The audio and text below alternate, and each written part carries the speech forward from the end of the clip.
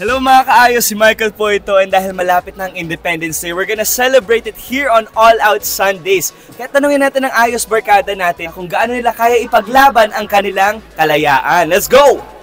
Simulan natin dito, very busy. Bro, ano ang kaya mong gawin para ipaglaban ang iyong kalayaan?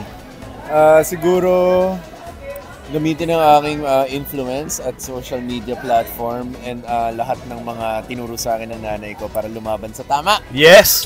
Yun o, nice one bro. Okay, let's ask Thea. Punta tayo dito, Thea. Anong kaya mong gawin para ipaglaban ang iyong kalayaan? I'm willing to do everything. Everything. Tama, for your freedom. Syempre, for our rights. Exactly. Yes. That's very important. Batiin mo ng Happy Independence Day. Yes, mga kapuso. Happy Independence Day po sa inyo lahat. Okay mga kaayos, punta naman tayo sa ating sweet lovebirds na nandito. Kuya Ray, Ate Julie, may tanong lang ako. Anong kayang gawin nyo para ipaglaban ang kalayaan ninyo? Importante kasi kapag may pananindigan kayo.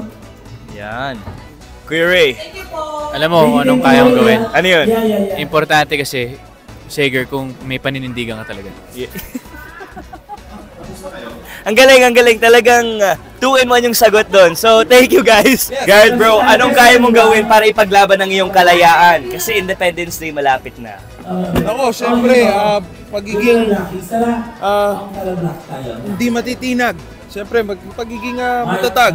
Yes. Lahat ng mga pagsubok, syempre, kailangan malampasan. Yes, when it comes to our freedom and rights, talagang ipaglalaban yan. Ayan. Comment down below kung ano ang kaya nyong gawin para ipaglaban ang iyong kalayaan. Ayun, manood po kayong All Out Sundays, 12 noon, only on GMA. Bye mga kayos!